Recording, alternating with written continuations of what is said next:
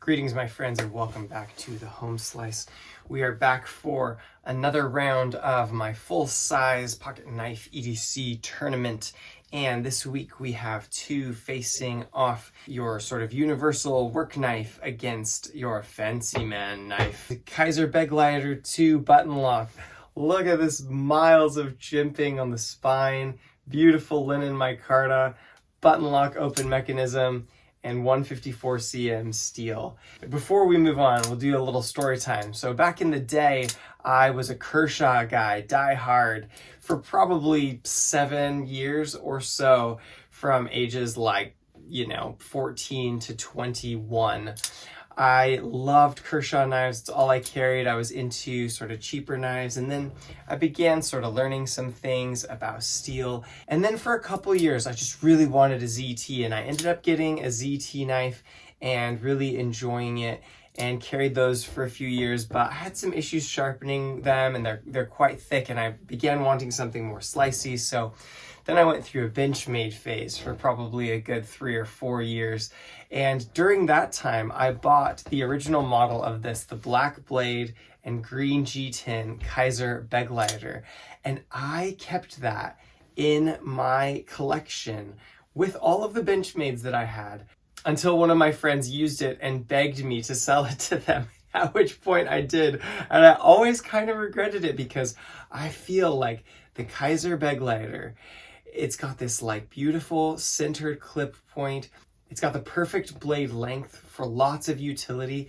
It kind of collapses down into this really, really carryable profile. And everything about it is done really well. The designer Azo, I really, really enjoy Azo's work. I think he's a brilliant, brilliant knife designer.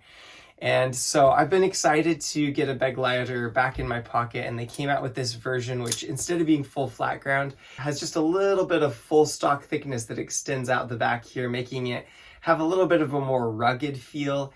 And they've added a bunch of other features like button lock, upgraded 154 cm steel, and jimping for miles and miles up on the top and the bottom.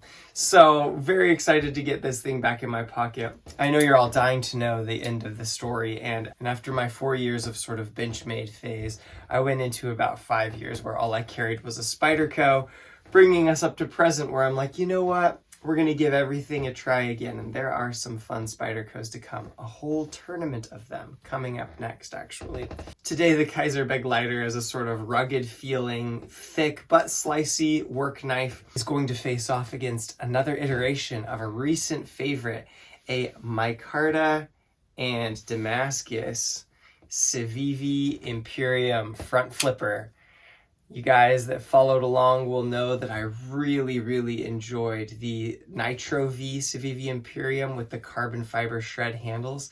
So while they were on sale and before they had disappeared, I had to try out this Damascus one. I've never had a Damascus knife before. I don't fancy myself that much of a fancy man, so I always felt like carrying Damascus is maybe a little bit pretentious, or I'd be scared to use it. But I've overcome those fears primarily because Laren Thomas wrote an article on Damascus, and it actually does have an effect. And I was like, oh, I've got to try it, where it sort of wears unevenly the different kinds of steel and sort of retains this aggressive cutting edge. And I was like, well, what better knife to try it out on than one I already know that I like. I already know that I really love the design work on the Civivi Imperium. It's thin enough. It's thick enough, it's got enough of a drop point, very centered edge, it's got beautifully slim handles, which you guys know, and a beautifully slim blade, which you guys know is really, really important to me in particular. Grippy micarta, and sort of teardrop Damascus, or I'm not sure what you call the Damascus pattern, but it's a beautiful Damascus pattern. These things both came off the stones very sharp. I would say the Civivi feels a little bit sharper. I'll grab a piece of paper. Of course, there will be a BESS test, which I have not seen yet, at the end of this episode. And I will give you my thoughts on how the real world use lines up with the BESS test, because I have not seen the results of it yet. Definitely a little bit smoother slicing on the Imperium. I've got a little bit of a problem here. I don't know if you guys experience this with your micarta, but when you oil the pivot, it wants to come, the oil wants to come out in the pivot and soak into your micarta. That is like a slight annoyance with micarta that over time may have me leaning toward other sorts of handle materials, but it's not a big deal. These both have been sharpened to 15 degrees per side. In the Damascus Imperium, I have put my traditional dual grit edge on it that I have been using for a long time with 250 grit easy lapstone on one side and Suhiro Serax 3000 grit on the top side.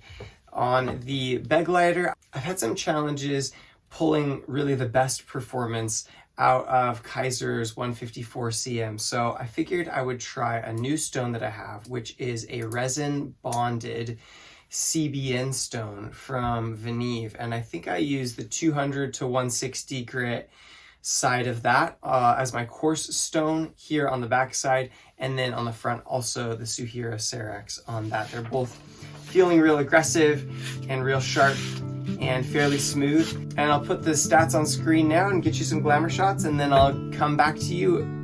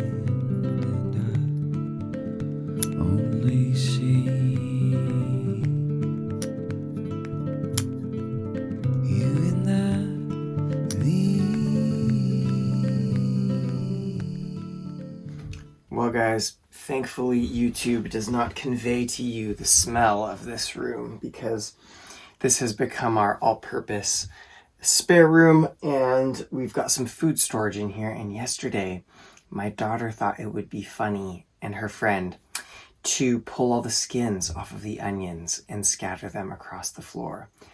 And while I caused them then to clean up this mess, the smell has remained. And I opened the door to find about 30 flies in this room, which is a bit gross. So I've just gone on a fly chasing, killing rampage. And there's a little pile of dead flies down behind the tripod at the moment. So thankfully you are not here in Onionville with me. We have wrapped up this test between the Kizer Begleiter in Linen Micarta and the Civivi Imperium in Damascus and Canvas Micarta, and I'm here to give you my thoughts. These are very, very similar blade shapes, similar spine thicknesses, though the Kizer feels a bit thicker. Yeah, it is just a little bit thicker. We'll start with the Begleiter. The Begleiter has phenomenal action. It's so easy to get it out and in that often it bounces back out when I'm messing around with it. And I love the jimping all the way up the back. I think that's a really cool improvement that they have done to this knife. I liked the micarta handles. They feel a bit thick and square, but I really like the shaping on this handle. It's quite nice, ergonomic, and comfortable, but you still get enough thickness that it's comfortable to really bear down on stuff. Those are the big pluses, and I really like the fit and finish of a Kizer. Kizer does an excellent job on fit and finish, and they do an excellent job on your sort of rugged feeling work knife. We'll get to a couple minuses. One of them I won't count against it. It's just that this clip caught on something. It is fairly high, I suppose, and the whole clip bent out, and so I had to bend the clip back at some point, which was fine, but a little bit annoying. Now, this has been one of my favorite work knives for ages, as I have mentioned, but I did find that the sharpening characteristics of 154 cm, it seems like it's a little bit fussy to get that really, really clean edge. And I don't know that it's anything that you're going to notice as a beginning sharpener, but as somebody who really has a passion in sharpening, this Kizer 154 cm is kind of not doing it for me these days. If you guys have had good results with a certain method or a certain stone, you can drop it in the comments because I'm open to learn. There's a lot of Kizer designs that I actually quite like, but if the steel is not there and the sharpening experience is suboptimal, then I sort of feel like there's plenty of other designs to look into. And I did feel that way a little bit about this. I actually feel like I had better enjoyment and better sharpening experience of the VG10 model that I had years ago than the actual edge experience on this. And I had the same experience with the Kizer original in 154 cm. So I'm kind of gravitating away from 154 cm steel these days, guys. I know it was like, it's better than all the other stainless steels, you know, back in the 90s. But I think at the moment, there's a lot of things that perform better than it. And even if you look at Laren Thomas's knife steel ratings, you'll see that actually VG10 has a better rating overall than 154 cm. I think due to increased toughness. I can't remember exactly. Anyway, edge retention was a little bit lacking, and then this knife actually discolored. It's very light now. I don't know that I can get it on camera, so it's not a big deal. It sort of formed this light patina. I can see it, just naked eye, but the cutting up some cardboard has sort of buffed most of it out. So this is not going to be a big deal for most of you in your everyday experience. But when I see a patina and there's actually little dots and spots, and when I see this, it makes me wonder, is that normal, or is something about the microstructure and the edge retention gone wrong? Because is there chromium that's supposed to be in the steel that has leached out too much into the carbides? I don't know, just the sharpening experience being off and a stainless steel forming a patina when there was just some plant juice on it that has got on every single one of my knives that I've tested so far.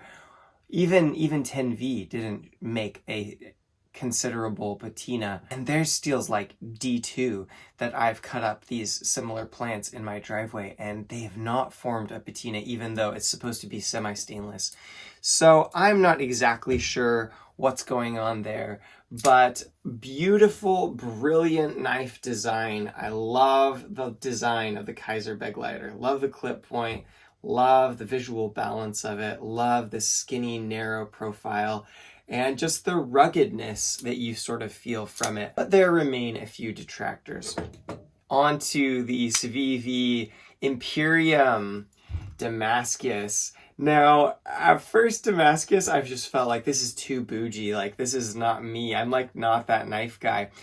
But I found some really interesting things. I did feel like the aggression stayed up quite well on this Damascus. I don't know if it's because of the now documented Damascus effect, or if it's just because it took the dual grit edge that I put on it really well. But the edge retention and aggression lasted very, very well on this Damascus. And I just determined in my mind, like, I'm going to do everything I would do with a normal knife. So I was out gardening with this thing yesterday and like cleaning grass out of the parts in the lawnmower. All these different things with this Damascus knife, and it performed great. I really love the shaping of this blade. I feel like they nailed the drop point for me. I really like a mid-tip drop point. This one's a little high, but it's doable. This is really thin behind the edge, and every slicing task that I put it to, it just did amazing. And actually, even though it's just on a liner lock, which aren't reputedly the most tough and solid lockup. I like stabbed this thing into a pumpkin and split a pumpkin with it. I did all kinds of stuff with no problem.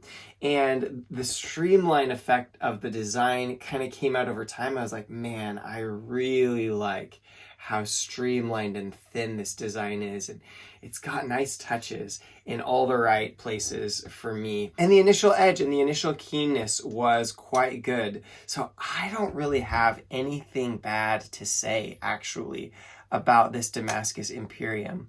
The other thing that I will say, which is a positive that I didn't anticipate, is that when you carry a knife like this, or like most knives, you pull it out in a place and use it, and then maybe somebody wants to talk to you about your knife hobby. And if they see that you pulled out this, or, you know, maybe even worse, you know, if you have like a cold steel Tanto or something like I had a few weeks ago, people are like, oh, weapon, knife guy, weird. It's just an interesting dynamic of a false perception because of having a hobby that's slightly frowned upon by society. But you pull out a knife like this to use it, and you button lock, whip it out, and people in the room sometimes are like, oh, wow, that's intense. But man, if you just gently unfold a Damascus blade and use it, the comments that you get are completely different.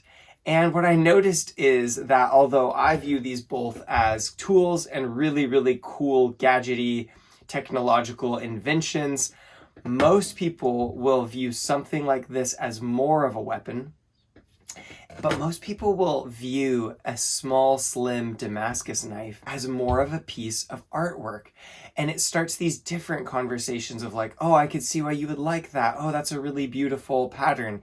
And not that I want to cater to like everything in culture, but that does have some value because, I mean, if carrying knives and knife making is going to live on into the next generation, we got to get new people interested in it. And new people don't get interested in it from the conversation of like, no, for the 100th time, I don't like view this as a weapon. I'm not carrying it around to hurt people. They're amazing tools. You should learn about metallurgy and sharpening. It's really fun. Like, that's a bit of a hard sell sometimes in just a random interaction.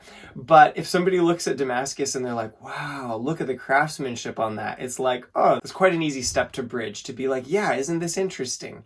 And so I actually found some value to that.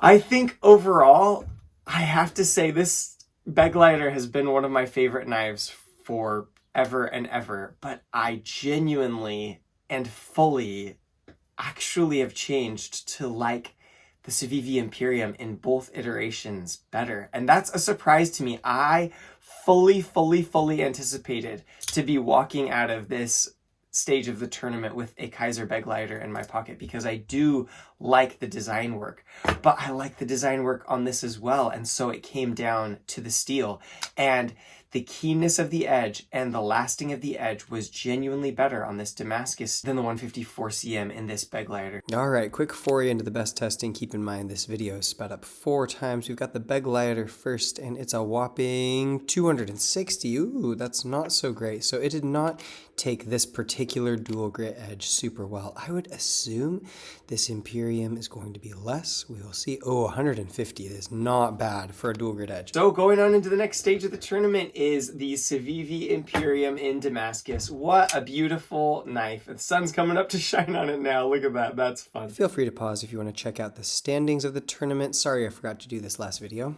If you guys want to catch the last episode of this tournament, I'll put a link on screen now. For the rest of you, I'll say peace out from the home slice. You guys take care. Bye.